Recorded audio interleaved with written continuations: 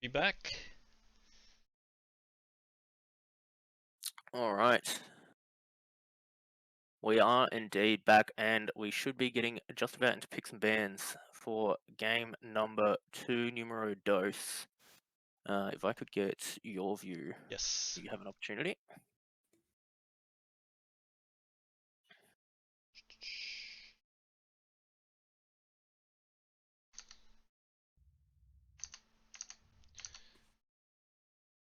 There we go.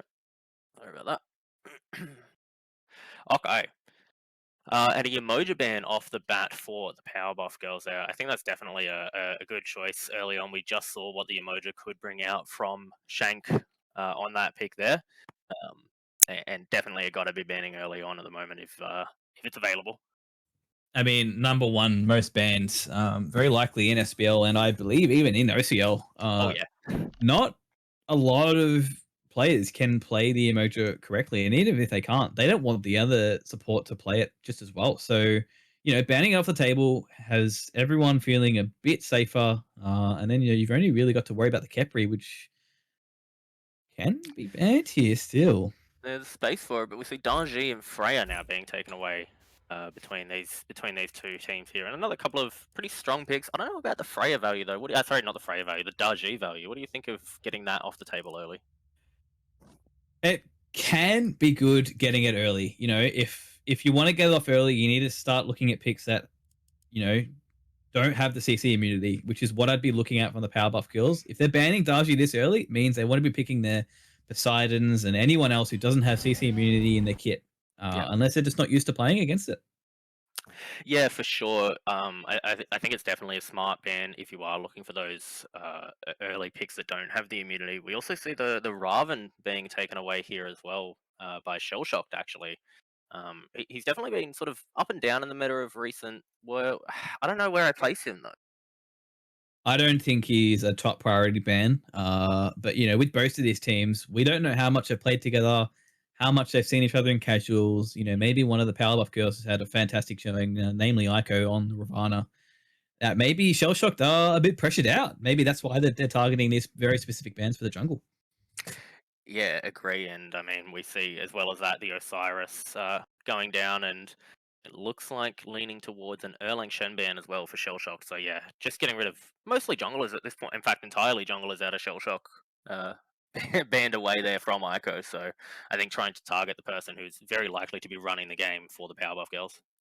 Four jungler bans. It seems like these two teams are almost a patch behind. Jungler's being nerfed quite heavily in the last patch, 9.7, I believe. Carly hovered. Yeah, and I mean, speaking of being a patch behind, Carly Hover is definitely interesting. She was quite a vital pickup in the past, I think, and I mean she should play well with the executioner glyphs. But if you're picking Carly this early, you're pretty much telegraphing that you're playing for the late game. Oh, for sure. And what better pick is there going to be for Ico? Running down that back line, being able to just not die as you just have daggers flying all around you. Can you imagine anything more scary running down the back line? I don't think so. Nope, I certainly can't. As we see, though, however, potentially a pick that can sort of mitigate some of that aggression coming out from the Carly, which is the Yu Huang here. And it looks like it's very likely to be locked in a Great God to be able to get away from Carly, provide yourself a fair bit of immunity. Yeah, for sure. And Carly not being, I think it's knockback immune. She can be knocked back. She can't be knocked up. She can't be slowed in her ultimate, but she can be pushed away. So there's no better answer to that than a Yu Huang. And I mean, speaking of which, this Kepri hover now as well, and this is what we were talking about before. If you're going to ban the emoji, you expect that the Kepri is likely to come into play, and picked up by Shell Shocked. Second pick as well is quite interesting. I think that I probably would have prioritized it as a Powerbuff girls and gotten it for my first pick, if I'm honest with you. 100%. There's no reason for Carly to be first picked in your priority order. Getting the Kepri online as soon as possible makes it so much easier for Carly to do what she needs to do. Now that there's a Kepri on the other side, Carly's job gets twice as hard. Oh yeah. You're running Oh yeah. down someone in the back line, they get revived, and you're stuck there with no ult, likely no beads. Very unlikely a nimble strike on the jump, but it's going to be hard for Ico. Yeah, and I mean the Merlin and the Sobek being hovered at the moment as well. This is interesting because Sobek normally a pick for the solo lane, but we did see exactly this happen last set as Sobek was locked in, and then it in fact went to support while the Ganesh, typically a support god, went to solo. So this is actually a very good flex pick for the Powerbuff girls here. Maybe we're reading this all wrong. Powerbuff girls have done their picks and bans a little airy, but given last week and how they played, I think they're playing a bit of 4D chess. I think they're putting on pressure to the Shell Shock boys, Mhm. saying we can control what you pick, picking their priority order possibly in reverse. Yeah, good chance of that, honestly. Um, so very very interested to see how things pan out here. So far in this draft, though, I really love what the Shell Shock guys have come up with for their P's and B's here. Um, I just don't know which direction Powerbuff girls are going to go into. I think they really need some clean picks to be able to clean up the back half of their draft here. I think give something to dive the back line with Carly. Yep. I'm thinking a strong pick. King Arthur, Nix has had a fantastic show on that last week. Even a Kakalin diving the backline, getting a knockup for the Kali is going to help. And then you need a pick for the Merlin. Make sure the Merlin can do damage. Sobek can do that, Mhm. but he needs a bit more lockdown to secure his damage. Yeah, I completely agree with that. I would like to see something that can disrupt the backline quite nicely and potentially prevent this Kepri from being able to get that Scarab's Blessing onto someone so that Carly can get as much value as possible. But that feels like definitely the right call. Potentially something like that in the solo lane. It might end up being this Sobek being able to displace that Kepri and prevent him from getting the Scarab's Blessing on is definitely not a bad idea. So Eh, eh, eh, interested to see. We have seen that before. Mhm. Sobek just playing with his food as he tosses them around the battlefield, interrupting their casts, can very easily interrupt the flurry cast from Ratatoska or Rototoska, as some may say, Indeed, as depending on Lancelot the pot that banned. you choose. Yes, depending. Lancelot banned out for the Powerpuff Girls. Yeah, I again another god that I'm very surprised to see banned out in the second phase. This god is ridiculous in casuals, but I mean maybe not quite as valuable in the higher level parts of this sorry, in the higher level sort of competitive scene. It's nice to know that a lot of warriors are being banned. Perhaps the Erlang and the Osiris aren't needed to be banned, but we're seeing four different warriors. Or sorry, three or four. No, it is four. Mhm. Achilles, Erlang, Gilga, and Osiris all banned. Yeah, that's insane. But I mean, off the back of it as well, so many warriors banned, but a warrior going to be picked up pretty quickly. It looks like by Shell Shock, the King Arthur left up and locked in for Shell Shocked here. I want Dorcas to command his lane Hmm. as much as he can. Like I said, Nix has had a very good showing on the King Arthur last game before the Ganesha game, and even if he doesn't want to play it, taking it away from Nix's is even more 4D chess in his picks and bans Oh phase. yeah. I really like to see. Oh yeah, if you're talking about a god that can absolutely disrupt backline and provide enough space for this Carly to do work and dive, King Arthur would be a fantastic pick up there. So I think you're right that this is 4D chess here, keeping it away from Nexus. Yeah, I think the bans on Shell Shock side have been quite good. A Hmm. lot of meta picks right now: Darji, Cupid, Achilles, getting it out of the way as they could have picked their own poison, banning Achilles perhaps into a Cthulhu. Yeah, it's interesting, and I mean, this Cthulhu pick definitely provides that backline disrupt as we see that has been locked in there, and 57% win rate, not bad. 19 times picked up between season one and the start of season two. I like this pick to provide some space for the Carly and potentially prevent the Kepri from doing his job as well.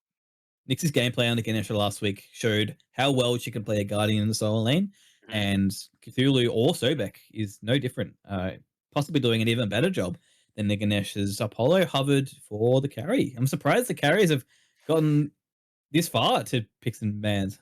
Yeah, it's interesting. You don't expect to see it. I guess if you're going to pick a kind of lower priority hunter like an Apollo, there's nothing wrong with picking it down here. But we've now seen this Apollo twice tonight. This has been a second showing of it, and it did quite well. Chompy did a lot of work on it. He did get soloed a few times in our last game, but the rotation that it provides might just be able to match the global presence of Ratatoska. In fact, should be able to outweigh the global presence of Rat. So, an interesting pick up there for sure.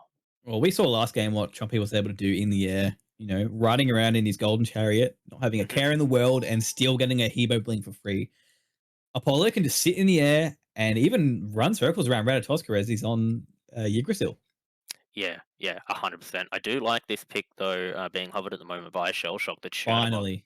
Yeah, Finally, yeah. we see Chernobog. I was very scared to see that we wouldn't have a Chernobog picked or banned in this game, but no, hopefully he is picked on the Shellshock team, and there he is. He's picked in, Locked locked in. in.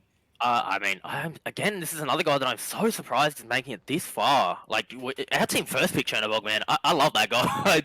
um, As you yeah, should. I think if I'm giving this to anyone, Shellshock definitely gets my vote for the pick. I think you've got top meta picks in every single role. Kepri, Yu Huang, King Arthur, Chernobog. Ratatoska can do work, especially with the global presence. mhm. You know, you could send your Ratatoska over to clear lanes, and then even with the Chernobog, you can meet in the middle and have a fantastic mashup.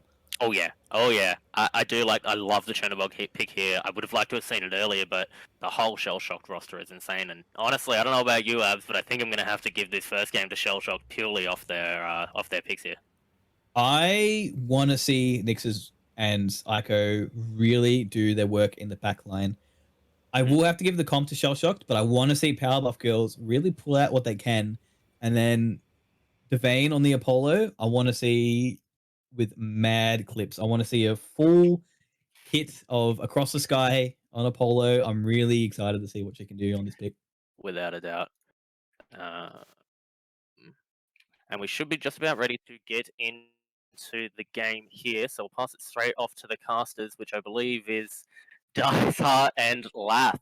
So, I mean, I guess we'll take it away. Lath, Hello. hello, welcome, my friend. As we get into this first game between Shell Shocked and Powerbuff Girls, what do you think of the draft, Sealer? Hi, I'm Lath. Uh, uh, yeah, look, I was sitting there during picks and bans and just mm. thinking, wow, what a lineup Shell Shock have picked for themselves. Yeah, this is ridiculous, man. I don't understand Chernobog being able to get this far into picks and bans.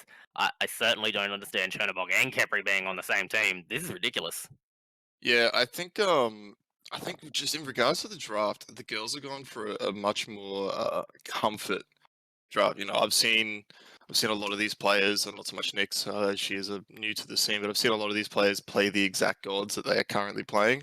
Mhm. So I think that comfort has just kind of won out in regards to team. Yep. But yeah, as far as meta goes, I think the Shell Shock have somehow got exactly what they wanted in the current meta. Yeah, I mean, it is the OCM mentality, comfort over meta, and I do like these teams heading in that particular direction.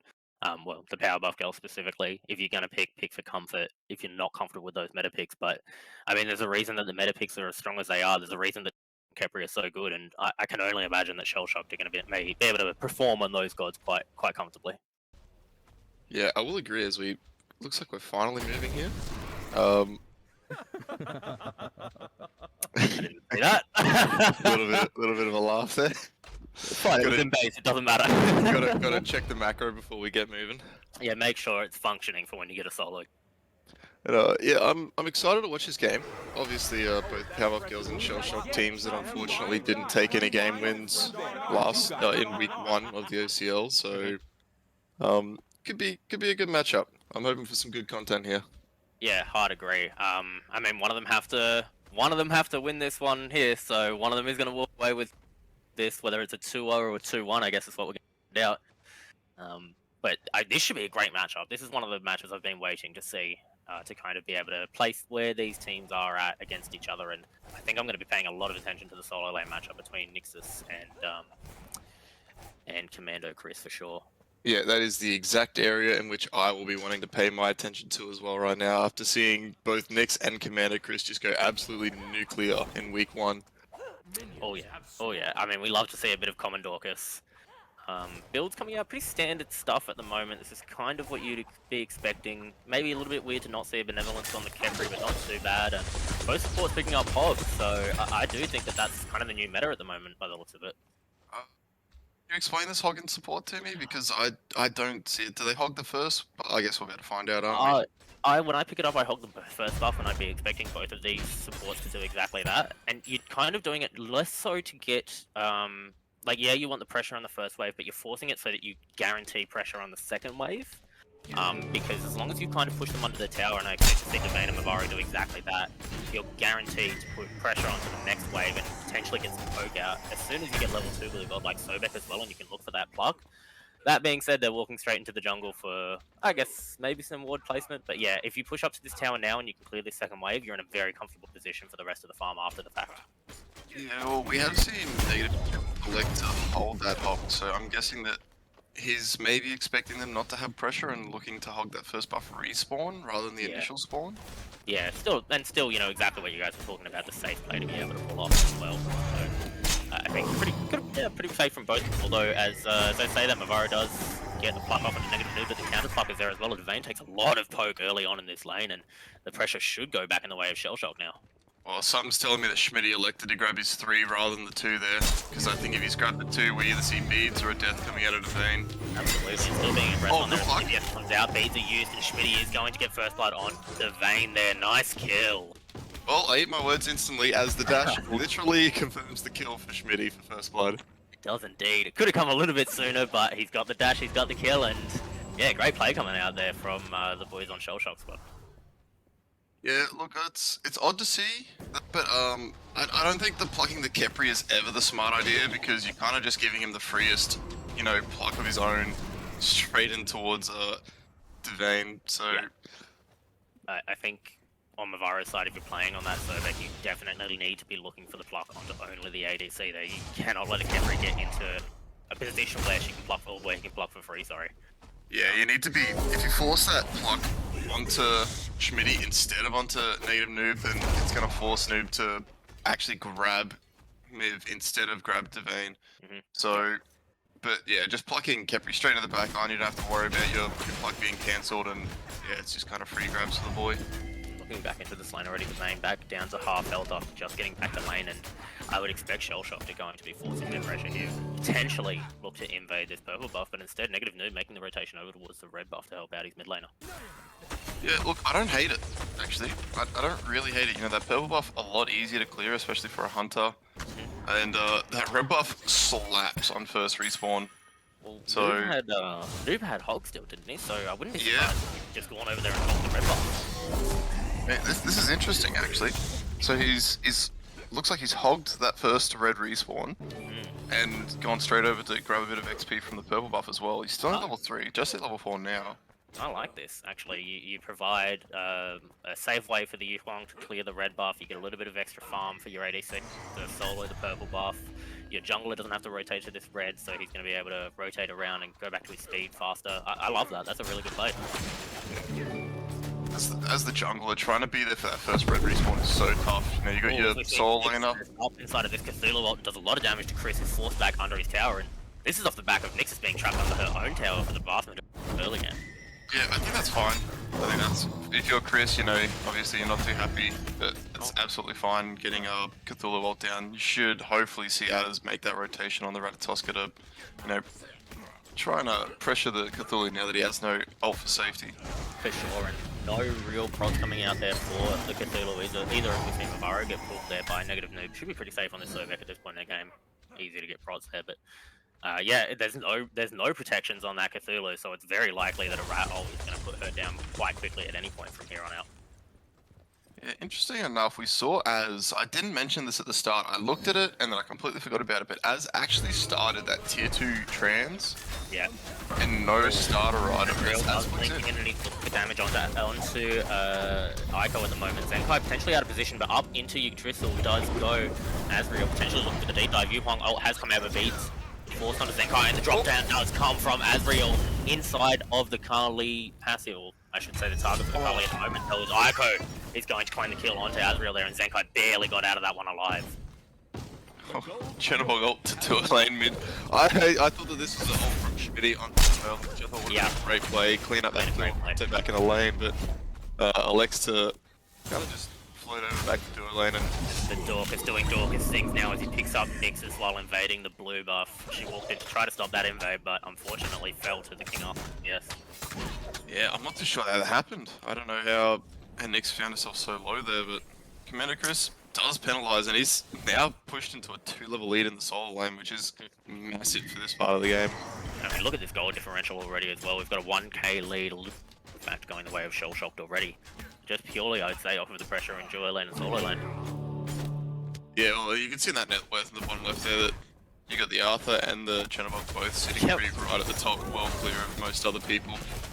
Yeah, 100%. I mean, that's exactly what you want, especially if you're Azriel. That means that there's only one place you have to focus your attention on this team, and it's in the mid lane right now, and that's exactly where he has been focusing it. Yeah, interesting enough though, the early game Rat has slumped a little bit behind this late game Kali, and I think Arca's just kind of playing the pick really well, always in the right place, always making sure that she's getting the confidence up, as Scorpion is complete, Quickie can't manage to steal that.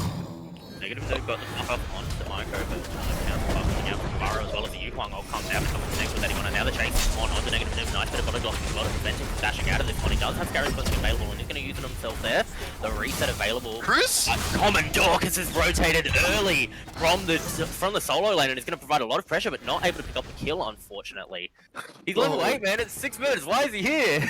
I just saw a level 8 Arthur come rolling in the back line, and I thought, oh, here we go, boys, it's on now. But kind of a weird engagement all around, I think.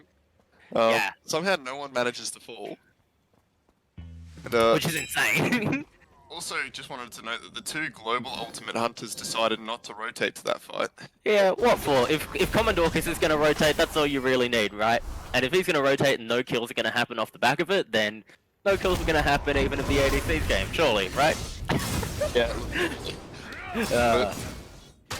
Either way, an interesting little scuffle as Nyx has managed to push this lead back to just about 1 level. They both just ticked over at the same time. Yeah. But still a 2-level lead in the jungle for Ico, and I mean, to be fair, Az has kind of pushed his build a little bit late by rushing that trans.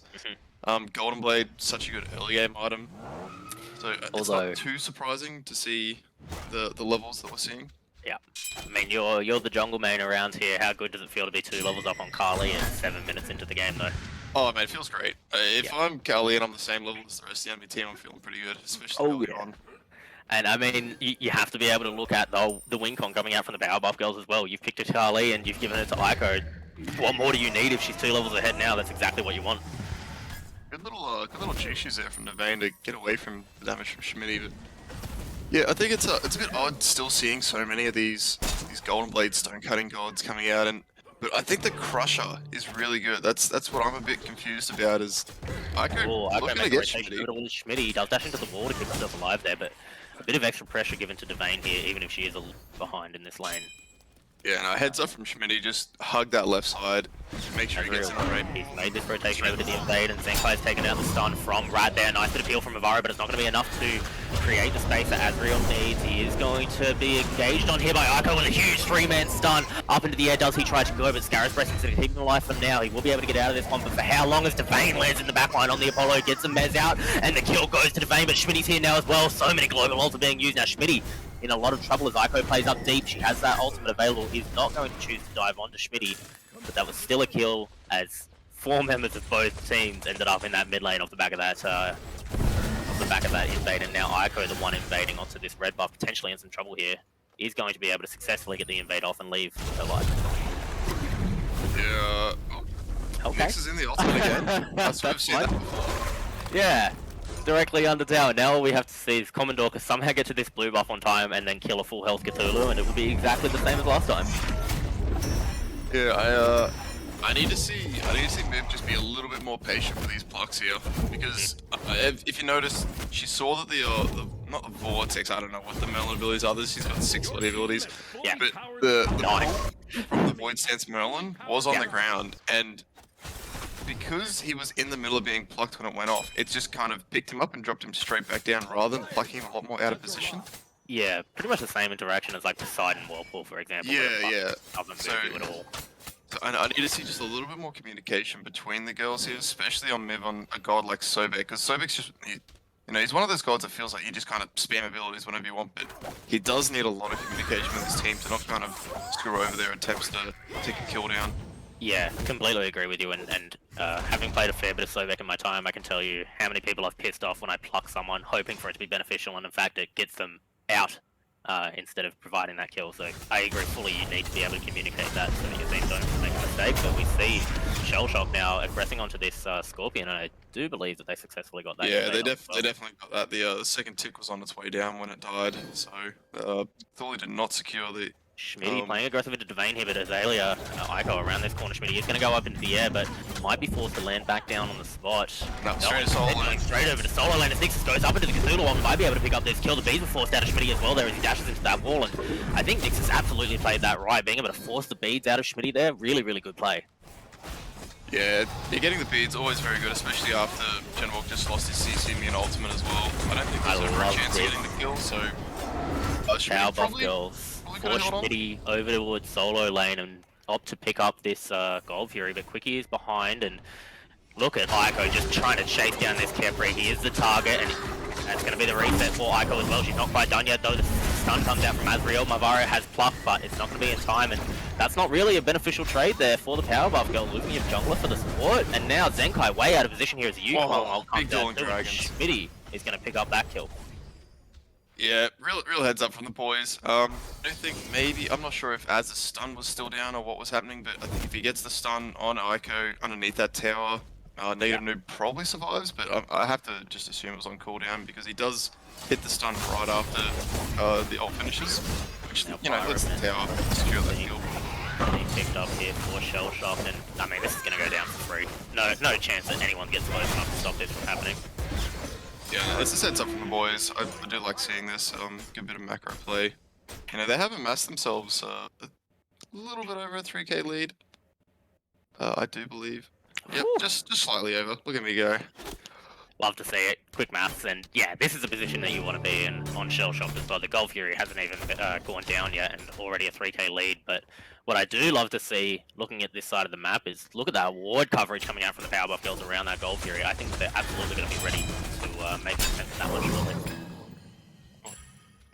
I was rooting for the Kepri to get that steal there. Watching Rising Dawn stealing things. At all times, the Kepri invade is exactly what you want to see. Even whether it's on an objective or on a red buff invade, you want to see Kepri get a steal like that. You'll have to see Negative Noob just trying to apply some of this pressure from the Kepri, even if it's just making the girls sweat slightly. Yeah, 100%. Might get the steal there. I do love this play coming out from Negative Noob, you're right, like being able to, as Devane falling very low to Schmitty. Look at the attack speed this Chernobog already has online, just purely off of Leather Gale and Execution. It'll also be that too. He'll assume that he's got his 1 maxed out at this point and probably a couple points in the 2. It's a fairly large stem on the side of Chernobog. I think it maxes out at 70% attack speed. Jesus, that's ridiculous. Ico has made her way around here, but it doesn't look like she's able to get the pressure off from the lead that she had before, and she has transitioned her way over to Schmitty a few times, but not to any real avail so far, as we see Asbriel and lose pressure over towards the solo side of the map. Yeah, look, if I'm Az, I'm not feeling too horrible at this point. Not having a fantastic early game on the Rat, because at the end of the day, Carly is just that god that is going to run down, the enemy backline, ult, so that she's just impossible to kill, try and take someone with her at the least, but, Rat's still very useful in the late game, has a ton of CC, has that prod shred on the 2, so I wouldn't be feeling too horrible about it, and, below par early game. And speaking of these junglers, tell me what you think of the Carly build coming out from Ico here. I mean, yeah, I like it. I'm assuming this is probably a hasten next item. I don't think you need hasten on Carly. I don't think you need hasten in general. It's a really bad item. The stats are horrible. You're really only getting it for the ability just to stick to someone. But I love the executioner. Hopefully we see a ferocity. I don't want to see a heavy executioner. No, neither do I. That would be quite unfortunate. As, no. Invade coming out from Chris, and it is going to be successful as well. Nixus loses another blue buff, but in the meantime, Scorpion is going to go down for the Powerbuff Girls there, so at least they are able to claim a pretty key objective for themselves off the back of that. That was a 42 health bar blue buff after the dash was concluded by Cthulhu. You really hate to see it. You do indeed. I would not want to be the Cthulhu at that point in the game, but at least he's not too far behind. Yeah, if that's me, like- boys, I'm tilted right now. I am screaming into the mic. Have to agree. But it looks like, man, what's that, about 1,000 gold lead actually in the solo lane, so that's a pretty good position for Common Dorcas to be in. On this King Arthur, and I assume he's going to be rotating out for a fair bit of Mogan, and he has pulled Ico and Burrows looking for the kill there, but it looks like it might not quite be enough as Azriel manages to get up onto the tree there, potentially looking to dunk back down onto the Kali. He's able to jump out of the way though, and Devane is up in the air, and now Azriel in a lot of trouble. He's going to fall to Nixus off the back of that Cthulhu ult. Already half health is this Cthulhu, but now separating out are both teams, and I mean, yeah, Shellshocked are already in a very aggressive position to pick up this Gold Fury. Yeah, that's so unlucky for Az. I don't know what happened there. That was weird. He was on the ground and suddenly he was in the air. Like, but it was almost looked instant. I didn't see like the charge up time for that Ratatoska roll, but lands on the wrong person. Yeah. As the Cthulhu comes in from the TP. Yeah. It's not a good place to be for the boy, but yeah, you're terrified when you decide to land on the Kali to get that kill, and all of a sudden there's a fucking Cthulhu there out of nowhere. That is what Fear is made of.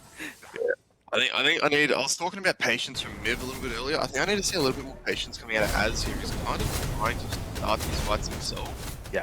And I need to see him kind of just sit in the back line, wait for the engage to happen, and then just dunk, you know, maybe on a Zenkai on this Merlin, you know, try and wait for the team to get the flicker out. He's kind of just trying to send it into a bit too many people at the current time, and it's never going to go well for him. For sure, I think you've definitely got enough DPS and poke potential coming out of the Yu Huang and out of the Chernobog that Azriel doesn't need to be the person starting these fights. And maybe making the choice to wait for Chris around the objectives, but now Ico looking to get aggressive onto Schmitty. He's able to dash into that wall down to half health already as Ico dashes in now herself. Azriel is around this corner though, unable to get... Oh, Schmitty is going to pick up the kill onto Ico there, who had the ultimate available on that Kali. Yeah, I mean, I think she was about as shocked as we were about that sudden burst of damage. I don't know what that was. No, neither do I. It wasn't a crit. I don't know. There was just suddenly she just lost a big chunk of health. Like a fully stacked trans on Rat plus how far ahead Schmitty is at the moment kind of came together for that one. Yeah, maybe an auto out of each character at the same time, but either way, I have to assume that she just didn't expect to suddenly die as trading objectives here. Chris is on it. Yeah, this was a good play from both teams here. I think Chris might be able to, has entirely slowed down the Pyromancer players. Devane does get up into the air, but way too late as that Gold Fury is going to fall, and the Pyromancer completely zoned out by Chris as he just wins his way through. Zenkai lower than half health now as the rest of the Shellshock boys rotate to mid, and that's a really heads-up play from Chris then, knowing how much value you can get out of this King Arthur and can completely keep them off of that objective trade, and now Shellshock are going to walk straight to the Pyro themselves. Yeah, look, this right side of the jungle is Chris's domain, and no one is allowed in. He is just ruling this area. Oh, dragons come out. Mavara, though, is inside of that ultimate herself. Lorraine is looking for the... But up in the sky is the Rat, and Chris has already taken the fight in the backline as well. The Cthulhu ult is up, and damage is coming down off the back of it. But Lorraine in a lot of trouble here. Might just get CC down, is able to jump over the wall, but Azriel has blinked in and does get the pick off onto Mavaro. The Cthulhu now zoning out as many people as possible. A nice bit of damage coming out from Zenkai as well, but Shellshock boys are going to take the kill and go straight to Pyro. Yeah, big knock up at the end there for the Cthulhu. I think there was 3 or 4 people in that. It looked really funny just seeing a bunch of people bob up and down. Yep. Didn't get anything off it, but it was fantastic to see. It's just funny to watch. Nice play there from Shellshock, though. They kind of forced a lot of value. Oh, wow, they're picking up Fire Giant. This is insane. I think this is probably the wrong call. Chris can't tank this, and there's nowhere near enough damage. No crit. Yu Huang's not quite online yet. They electro drop it, which I think is the right call. Yeah, it's a bit of a strange play to make. Maybe if you were looking for the bait, try to get another kill off the back of it, but 5 members of Shellshock would have just died to that Fire Giant if they'd stayed on it. Yeah, and I think that's just kind of a free cleanup for the girls at the back end as well if they elect to stay on. For sure. But now, I mean, looking at this map state, a 6k lead for the Shellshock boys here, and a lot of that coming out from the pressure in duo lane and the pressure being provided by Chris, as we saw around that Pyromancer initially. Oh, there he is, MVP Gus rolling down middle lane. I was about to say, I don't think we've seen Gus take any action so far this game, but I'm glad to see it getting a little bit of use here. I mean, I just said the Shellshocks were ahead, but with Gargantua and Gus in mid for the girls, you gotta see what's gonna happen. It's truly a 5v6 now. I think Gargantua and Gus is worth 2 plays. This is 7v5. Come on. This is absolutely what I want to see. Nyx is rotated mid, Devayne's rotated mid. They're trying to push with Gus. Try and get it with tower Gus and get right it now. push it back in the map. As the plot comes out onto negative nude there from Mavaro, and probably not the key target that you're looking for, but Gargantua and Gus should be able to do a bit of damage. Ico though takes a lot of damage in return for it. As Commando Chris makes his rotation over now. Imagine he's being mezzed out, but providing a lot of space as Ico gets pulled into the Kevry damage forces the ult itself. A huge bit of damage coming out onto Azriel that was credited with that kill, and now the Cthulhu ult is out, and Common Dorcas is taking a lot of damage. Good bit of peel from Mavaro there, as well as Schmitty lands down on the ultimate himself, picking up Ico, and now Commando Chris is the one aggressing low health bar as he is. Nexus will fall to the double kill from Schmitty. Out comes the Scarab's Blessing onto Schmitty as well, and the girls take a lot of punishment for their push up on Gargantua and Gus there. Jeez, what happened to that Scarab's Blessing? What was the use on Az a little bit earlier? Was it not up? Yeah, that would have been nice. I imagine that it probably was up actually, as Devane takes a lot of damage there from now playing aggressive. Well, does dash in, looking for the damage onto Mavaro. The shell comes out to keep the girls alive, or just off the mark with that root. Mavaro is barely going to live through that DPS. Jeez Louise, Commando Chris and Schmitty looking like Travis Scott and Drake right now, going absolutely sicko mode in middle lane. As we see Zenkai flicker out of the way of that T1 tower to the shell shock, but they're not quite done yet. Quicky's looking for that root, unable to connect with it. Zenkai's going to back here, but T2 tower now being pressured out by shell shocked. Yeah, wow, what a play. I think managed to keep the tower alive in mid from Gus, which is a very hard thing to do, especially when 5 people, the girls, rotate in on it. And I mean, Schmitty did well. He pushed that tier 1 in duo lane. I think he went back to his purple buff, noticed that the fight was going well, and just flew straight in, instantly cleans up 1 kill, turns around, cleans up another kill, and they end up taking mid tower on the back end as well. So Josh looking in a real good position here for this fire. Yeah, I have to assume that was really good comms coming up from the Shell Shock boys as well. They waited for Lorraine to be out of her ult, jump away from all the damage as well, and then Schmitty landed in to get the kill. Like, there was no way that that Ico was going to survive that play as soon as Schmitty landed, but it had to be at the right time for it to work. Yeah, real patient. I mean, that's what we love seeing. I've been saying this whole game that I think a lot of these people need to play a little more patience. Always Ico blinks in, looking for Schmitty herself, and Agus is going to come out. Oh, Commando Chris off the mark with that King Arthur ultimate, but Ico's already been forced. So Azrael, he is half. Land down right in front of her. She's surrounded by 3. Negative Nuba's going to be credited with that kill. Mavaro in that crocodile form, but is going to be chased down here as well, as everybody on the Powerbuff girls is zoned out by Chris. And now right next to the Fire Giant are the Shell Shock boys and starting it up while Chris zones. I don't know how I'm going to sing Chris's praise and then talk down on him in that play, but I think we see Ico fall a lot quicker there if he just simply hits that. We charged into it. Unfortunately it doesn't. Ico lets him on a little bit of a goose chases. Surely not. Yeah, the boys will secure the Fire Giant and Nix needs to get out of here now. Does go the way. Sorry, do pick up the Fire Giant, and now Schmitty lands in and he's going to absolutely roll through Zenkai's health bar. Aggressing now onto Nixus, and the comes out from Negative Noob as well. Double kill for Schmitty as the T2 tower is now not being pressured because the T1's still up. Yeah, come on boys. And back get that tier 1 first and then push down. I don't think we'll be seeing a Phoenix here, but they should at least be tier 2. Look at that, an 11k gold lead, 13,000 XP differential as well. And I mean, the Shell Shock boys are up by far and away at the moment, and I have to admit, Chris has been doing work on this King Arthur. Yeah, look, I mean, I know the King Arthur's been going well, but I need to see, in getting to win or lose for the Powerbuff girls, I need to see this Kepri or this Journal looked at. I think one's fine, but the fact that they've given up both. Ico there and is forced up into the tree immediately. Ico's doing a lot of damage on this Carly, but the rest of the Shell Shock boys are rotating it now, and it looks like Ico's going to be landed on here. The knock-up was there, but Azriel might take a lot of damage to this one. That is the Jewel Dragon. Quickie! Wow, Quickie is able to pick up the kill onto Ico there. Negative Noob is taking up that T2 tower as the dive comes in towards that Phoenix. Mavaro very low. T2 forward Shell Shock. Absolutely huge dueling dragons out of Quickie. I mean, kind of just a good play in general. As dumps in, waits out, that all lands on the back. Unfortunately, though, I think Negative Noob missed. I'm going to say he missed the ultimate on Az. I don't know who it went on to, maybe on the Schmitty. Luckily, the Az doesn't fall, and then Quickie just predicts the landing, hits a beautiful dueling dragons, and cleans up that kill.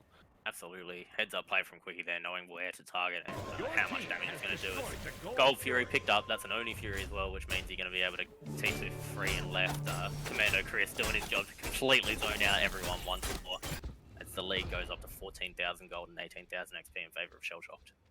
Yeah, I'm hoping to see the Shell Shock boys push down this duo lane, maybe sending Az down middle lane, and try and look at this duo Phoenix first, just in case it gets sent back to the next Fire Giant respawn. It's just the best Phoenix to have, furthest away from Fire Giant. And I mean, to be fair, the Girlz do deal well with sending someone off to split push with the Apollo. Yep. So if fire waves are needed to be tended to while a Fire Giant fight's going on, Apollo can always just kind of push out those waves and fly straight in when needed. For sure. Admittedly, though, I mean, Ico looking for Azrael there. The Magi's Blessing is going to be forced out of him there as well. So potentially the next form of CC could be his undoing, as we see a bit of a grouping from the Girlz in this mid area as well. A blink came out onto the rat by the looks of it, but Shell Shocked putting their pressure onto this duo side of the map now and trying to take advantage of the Oni waves that are around. Yeah, that's definitely a Kali blink, 140-second cooldown. As all the boys are in duo lane, and none of the girls really here to defend. There's no way Devane can step up to this by herself. So this will be a free tier 2, and if the girls aren't quick, it could be a Phoenix. Yeah, Mavaro only just channeling her back now. They not quite in the area yet. Negative move puts pressure onto Devane, forces the dash out. Oh, Actually soloing Ico there as well as Nixus blinks in and gets that Cthulhu ultimate off as well, but the madness may not quite be enough as nobody is there to follow up on this aggression from the Cthulhu. The left side Phoenix hasn't fallen yet, but Azrael is making his way down the mid lane and the pressure can turn around very quickly here. Negative move is blocked into DPS. Mavaro taking a lot of damage for aggression there. Now Devane, the focus of the pressure, is going to use the beat that Aegis said live with, but not for long. Chris picking up Mavaro and Azrael is going up into the tree, looking for Devane, and down does he fall onto Devane. There's Zenkai Force. Oh my god, that damage for the double kill. Azrael is a powerhouse on this right now, and you cannot compete with him. Well, I'm not too sure this is going to be a game. We do have Nix up, no ultimate for the Cthulhu. 10 seconds on Echo. Oh, never mind, they are destroying the side. Yeah, Shell Shock are pushing down the Titan, and game number 1 goes their way, 17-5, and it looks like the set might be might go their way as well, in fact. Yeah, look, the boys did well there. They backed up the second that Cthulhu Ultimate started, got out of Phoenix, but unfortunately the girls chased and they gave up that extra man that is the Phoenix damage. And Az just kind of secures that solo kill. Kali's still with ult up when she died and rotates in and kind of just helps clean up the back end. I did say that if I'm Az on this rat, I'm not feeling too bad about not having the best early game because rat still does bring a lot late game. Yeah. With the amount of CC he brings in that prod shred. And well, I mean, we talked about this at the start as well. It was really going to come down to the solo lane and the junglers playing off of each other really well. And we saw Common Dorcas just absolutely roll through that solo lane. Azrael did everything he could to keep Chris ahead. And they were both rotating into fights to provide a lot of pressure. And Schmitty just absolutely did his job in that duo lane, kept Devane down as far as possible, and was able to out-rotate her when the fights mattered most. Yeah, Schmitty really good at holding left click that game. Absolutely. Yeah, pressing forward and holding left click. I think that's all you have to do, right? But why don't we hand this one back over to the analyst to chat about before we get into our second game for this set. Take it away, boys. That was a fantastic game. I love that entirely. You know, from the get-go, we saw the Azalea Kali kind of run the whole game. Fortunately, it wasn't the case. It's a bit hard to W key into a Kepri and a King Arthur of all things, and had a bit of trouble, the girls. Unfortunate they lost that, but I have to give a fairly big congratulations over to the boys. That was me. Okay. Yeah, for sure. Yeah. I mean, hi, Abs. Hey, man. Yeah, no, I mean the Shell Shock boys played that so well. They were able to play their aggression across the map, and they just did so much work. I mean, Schmitty so far ahead in that lane. Common Dorcas completely zoning away from all the objectives, and yeah, that was ridiculous.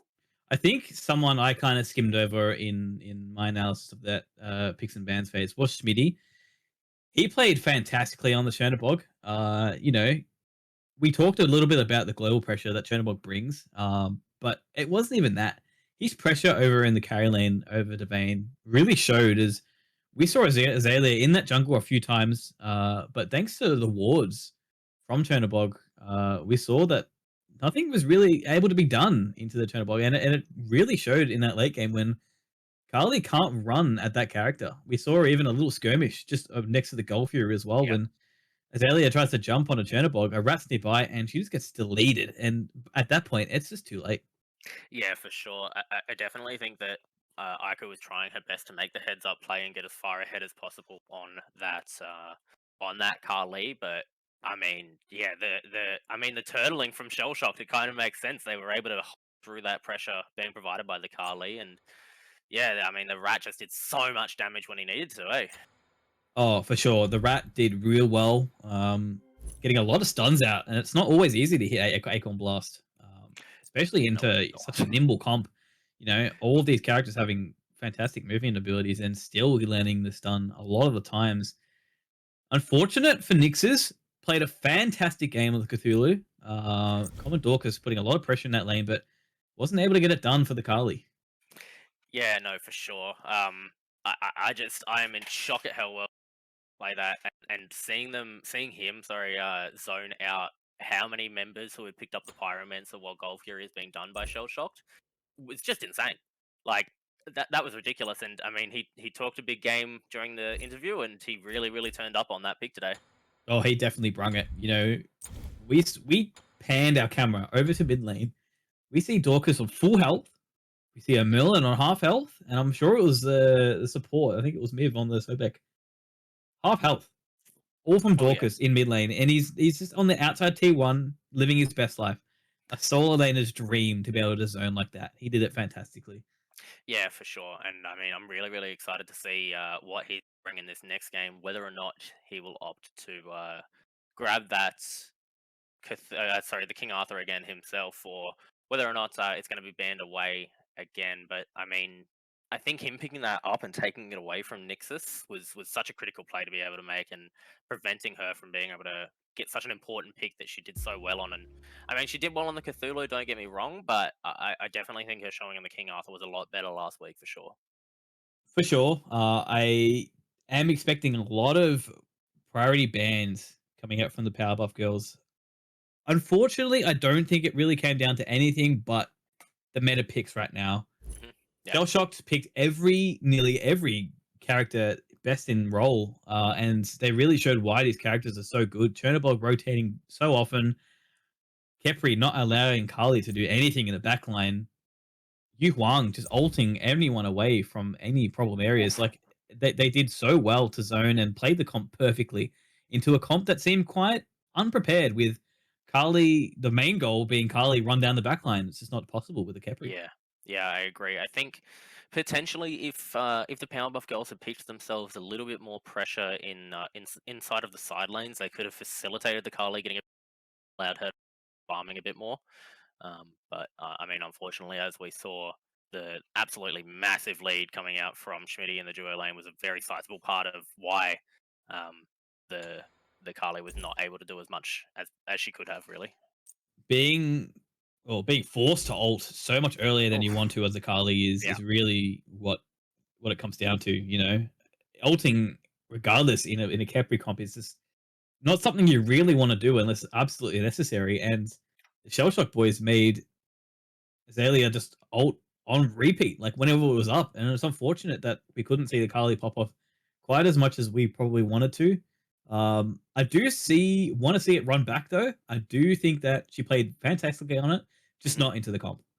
yeah, I completely agree. My expectation, or what I'm really hoping to see, Kepri banned out of the girls. Grab yourself the Conley again. Make sure that they don't get the emoji though. I still think that's a great ban. And then maybe pick some pressure in the duo lane, and you're going to be absolutely fine. 100%. I think you can keep that exact same solo jungle presence with Cthulhu and Kali. That was absolutely perfect. You change up a few picks, get a bit higher on the meta list. Change up your Merlin, unless you can pick a Guardian that can really lock down his characters a bit Yeah, easier. yeah, And then maybe see what Mavaro can do. She did have a pretty good game on the Apollo, ending up at 2-2-1 with her KDA. But otherwise, we want to see what we can do with her. I want to see on a Rama and see what snipes she can hit. yeah, without a doubt. I mean, I mean that's all that I want to see at this point, really, just purely for our highlight reel. uh, She deserves to be up there on the highlight reel. agreed, Olive, agreed. so not fantastic to see. Even on the other side, I think the Shell Shock boys, played that really well. Not really making any mistakes. bar maybe pulling fire at an awkward time. Other than that, they played that comp perfectly, and I think they just need to do a run back. Yeah, I completely agree. They could pick that same comp and be absolutely comfortable that they will take the game. Um, what I wow, there goes my entire thought process. That's just gone. Yeah, good job to the No, boys. it's out the Sorry, window. So it's gone. sometimes in games like this, it's so hard to mentally think about what's going to happen next, right? And in this game, we're very confused as to what the girls is going to kind of pull out of this. I think Yeah. they can really just go back to the drawing board. They've got some time, draft picks and bans really aggressively. I want to see them ban everything that caused an issue. I want to see a rat ban. I want to see a Kepri ban number one. Yeah. I want Yeah. to see and get rid of the problem areas and let Carly roll the game if that's what they want to do. For sure. I think as well as that, what I would love to see, like the girls definitely picked comfort picks there. You could see that all of them were comfortable on the guys that they were on. But on top of those comfort picks, maybe a little bit more synergy inside of the comp as well. You know, if you're going to get yourself a Sobek, potentially a mid laner that can follow up, or an ADC that can follow up and do a lot of burst damage off of the back of that pick would be really nice to see. If you're going to pick if you're going to pick a god like a Merlin, you're absolutely right. A Guardian instead that can lock down people for a little bit longer. Just a little bit more synergy inside of those comfort picks would really help the girls out in this comp drafting process. Well said, Dice. And I think Oh, you're thanks, gonna Abs. have you're gonna have to put if you want to pick comfort picks, you need to kind of mesh and merge your picks together. I can see a Sobek running really well with a Yuhuang. A pluck into it's gonna test my memory. What's Yuhuang 2, Dice? You know what it is? If you give me 10 seconds, I can Nah, tell you no cheating. exactly Come on what it now. is. It It's is. let me really think about this for a second. I think it's coming in your brain. I think. Dow cultivation. Wait, are we talking about Oh, the yes, yeah, that is yeah, correct. Dow Dow cultivation. cultivation in such a line shot ability, you can sit so far back and then get a Zobek pluck straight into you, and it's got free root, free damage. Yu Hung has it every day of the week. So Dow cultivation is something I want to see on the girls. Hopefully the players can really play that well. Get it high up in the priority list. Get it first. Don't ban it. Maybe see what they can do. Yeah, I definitely agree with that. I definitely think Yu Huang is the top pick right now. He's such a strong presence inside the mid lane. You don't expect the amount of burst that comes out from him sort of at different points in the game at all.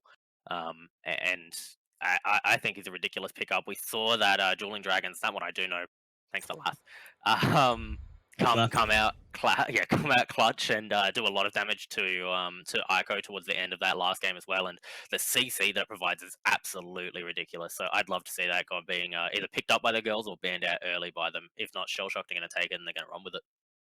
And I think the girls need to prioritize a strong support pick.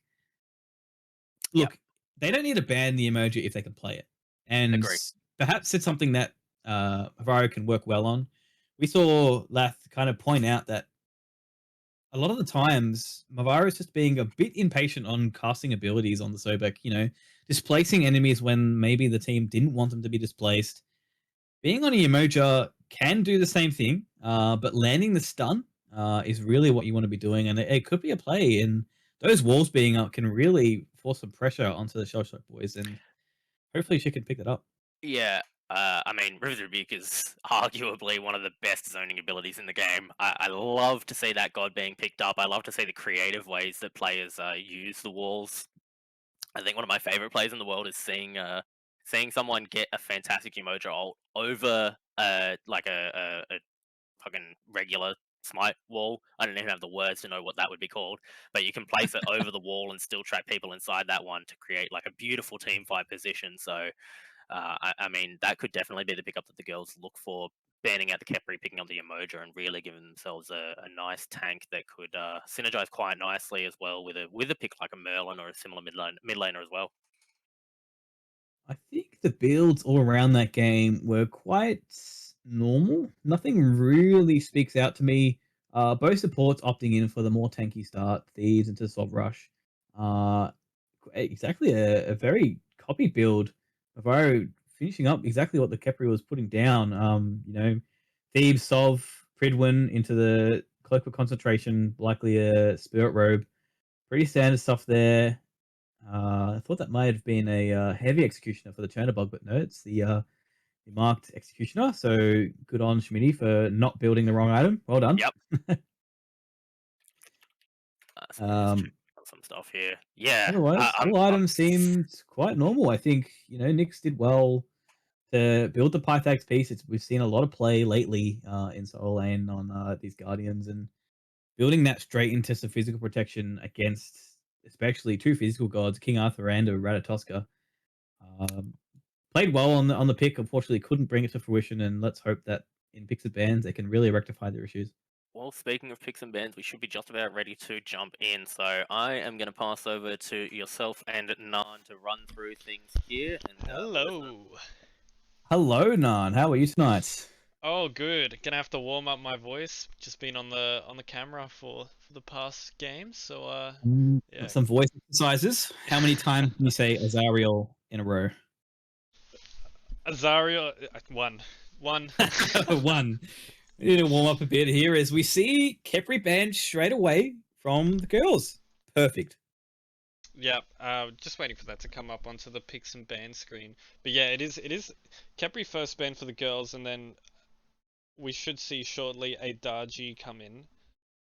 Oh yeah. So Darji first ban, Shell Shock first pick, and the girls elected for second pick this time round. So that's different to the first game, and Kepri ban in response. Do you reckon they'll go for same bans last game, or do you think they'll do something different? Carly's already gone for Shell Shocked. Well, I think that was probably one of their main game plans, if not the game plan. Look, Shell Shock don't need to change anything about what they're doing. All they need to do is try and find their comfort and or meta picks, and there's so many of them out there at the moment that it's very easy for them to do. Shell Shocked have already done exactly what they need to do, ban the Carly, and now the Powerbuff girls could be in a bit of disarray. What are they going to choose from here? What's going to let Azalea, Aiko play well on? What's she going to be able to carry on? And on the other side of that, we're waiting for the Soul Laner Nixes to really show up and see what Soul Laner can really press on the Shell Shock backline. Yeah, I want to see Nyx's on a warrior. I want to see her on something aggressive that does not care about who she is. What teammates she has in terms of what gods they're playing. Someone like an Osiris or an Arthur. We've seen her play Arthur before, and she did quite well. A true lane bully, something that won't lose pressure. So that's what I'm hoping to see. 3 bans coming out finally for each teams, and yeah, pretty much the same as last time, except Churn ban for Powerbuff girls and a Carly ban for Shell Shock to change it up. Yu Huang taken. Fortunately, Powerbuff girls couldn't get that either banned. I think they really needed to get this first pick. Getting one of their favorite picks first and high up in the priority order was really what they needed to do. Yu Huang hovered. Hopefully, Shell Shock are able to lock that in for themselves. And then the Powerbuff girls are going to have some issues. I do agree with you, Nan. I think putting Nixes on a warrior and getting the pressure up early is going to be hard up into Commander Chris, but it's possible. Getting a Bologna, an Osiris, even a Kakalan over there is really going to let that solo side push into the mid game and hopefully net the Powerbuff girls some nice pressure. Yeah, and transferring that over to the duo lane, I think they need a similar thing. Now, Sobek, he has kill pressure. He does not have lane pressure. He does not help with clear. I mean, Apollo doesn't have a huge amount of... Apollo has passive, but again, not the best lane clear. So I'm hoping to see some lane pressure in the duo lane for the Powerbuff girls, so they don't lose out so hard early, and hopefully don't spill any early deaths as we see Ra Terra hovered. Interesting Ra top pick. Very interesting Ra top pick. Very interesting Ro top pick as we see RO over in the mid lane. Look, already not locked in just yet, but there's a lot of healing on this Powerbuff girl side. And there's still 4 picks that Shell Shocked can take in order to counter that healing. We've got your Sobex. I mentioned him again. Kakalan can very easily apply anti-heal with Spiked Bar, but otherwise locked in is Terra and Ra. Hopefully wanting to synergize in that mid game with a few claps and solar beams coming into the Shell Shock side. Yeah, I mean, Ra doesn't have the confirmable damage a Melon has, but Ra does have some insane burst.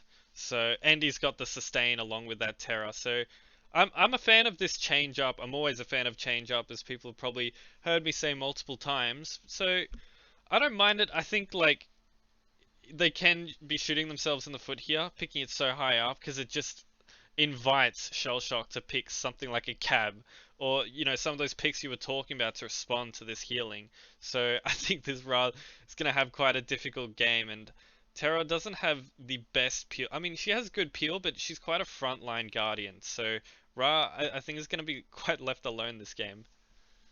And what's worse than a Ra being left alone with a Cabrakan that's locked in for the shell shocked? Terra can break her own walls, but she can't break a Cabrakan's walls, and they're gonna have a lot of issues.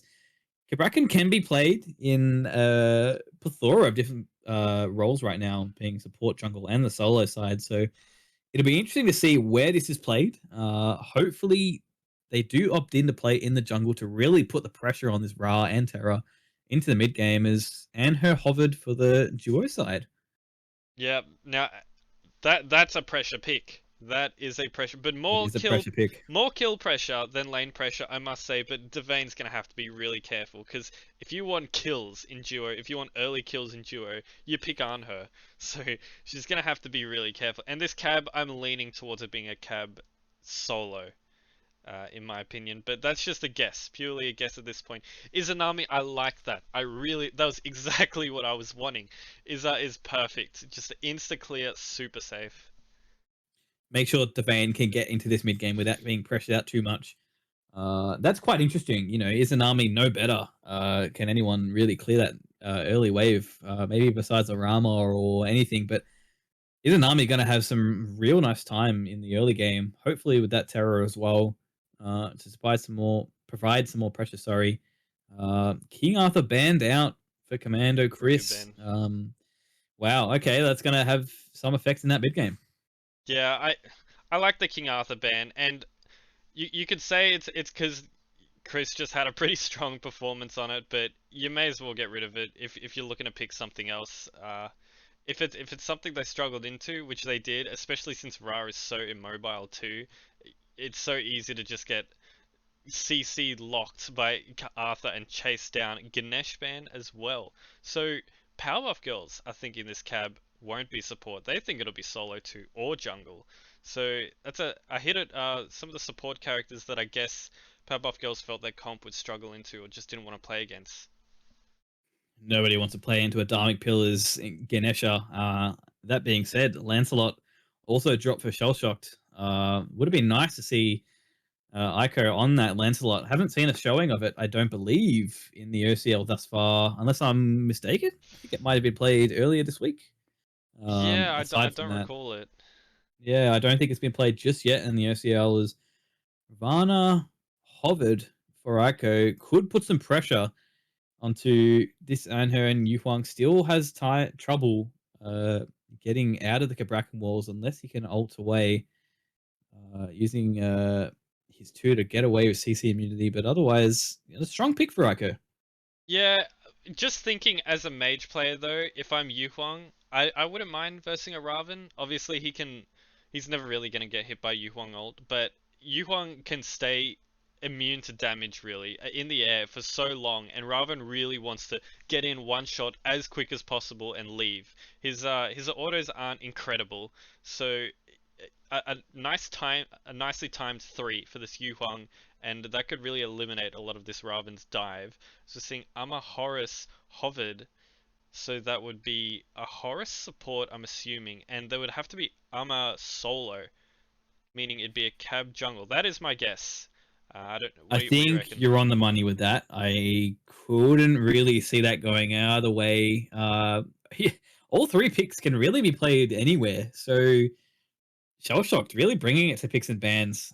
What I want to see from Nixis here is something that's going to out pressure this Amaterasu early. She's going to have troubles clearing that early 3 or 4 solo waves, and being able to get pressure over in that solo lane is going to give the Ravana what it needs to sit under that Yu Huang for as long as possible to really get those kills. So this is really going to come down to what Nixis picks in this last slot.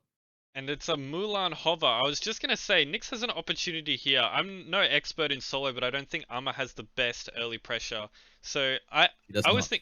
I was thinking personally, an Osiris could be quite nice here. But Mulan, it's an interesting one for me. A bit of a question mark. I've never been a huge fan of it, but I've also seen people do really well on it. But that's mostly been when they build full damage. So it's a mystery for me. But I think Nyx has shown us she's a fan of these mystery picks. I don't like the Powerbuffers girls comp, unfortunately. The one problem I see with it is Cabrakan on the other side. Look, it's got the exact same problem as the Kepri last game. You pick a comp and you have a character run with it, and someone on the other side counters it. Only one person or two really can get out of Cabrakan rules if they're played right, and that's Izanami. Raven, Mulan, Terra, and Ra all has issues trying to get out of that seismic crush. So I really want to see Cabrakan put the pressure on and eliminate the Powerbuff girls before they can get too far ahead. The Veins is an army. Yeah, with that being said though, I mean, a nice shell, a nice phantom shell coming out from the Terra hopefully could help that. I think could even be worth, if it is a cab jungle, getting that first relic and upgrading that to a phantom shell fairly quickly. There is an army auto attacks as well. A lot of people forget she breaks these cages or cab walls quite quickly, so that's another benefit. Well, I forgot. Yeah. So it's as simple as that. Yeah, no, most people do. Like, I see Izz's picked into Odin's quite a lot, and I forget about how potent those autos are without the use of the steroid. So we're loading into game now anyway. So, Abs, I guess you've already said this. Whose comp are you favoring more? Was it Shell Shocked? Why do you reckon? I think Shell Shock are going to put on a show. I think getting a Horus straight into that backline with the Seismic Crush right on that backline. What are the Powerbuff girls going to do? Aside from these Izanami autos and a Phantom Shell, there's not much that they could really put up against an Amaterasu running you down with the Horus landing on you, Yu Huang dueling dragons coming from behind you. It's going to be hard to play into this comp. I think Shell Shock have got this down pat. Yeah, I mean, I like the change up for Powerbuff girls, like, but their comp as a whole, I don't think it works that well together. The Terra and the Ra, they don't really mesh real, like single target burst versus the Terra's area damage. It's a bit of a weird one, so yeah, I'm favoring Shell Shock too. So as we go into this second game where Shell Shock's up one game, and I think it's time to throw it over to the casters, Abs. Take it away, boys. Thank you very much, boys. And yes, we are coming back into game number 2 of our second set of the night.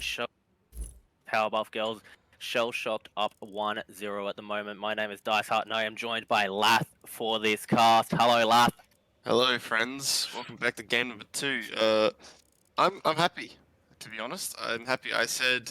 I'm happy to hear that you're happy. I said halfway through that last game that I really hope the girls fix up this draft, get rid of either the Chernobog or the Kepri, and so they elected just to get rid of both.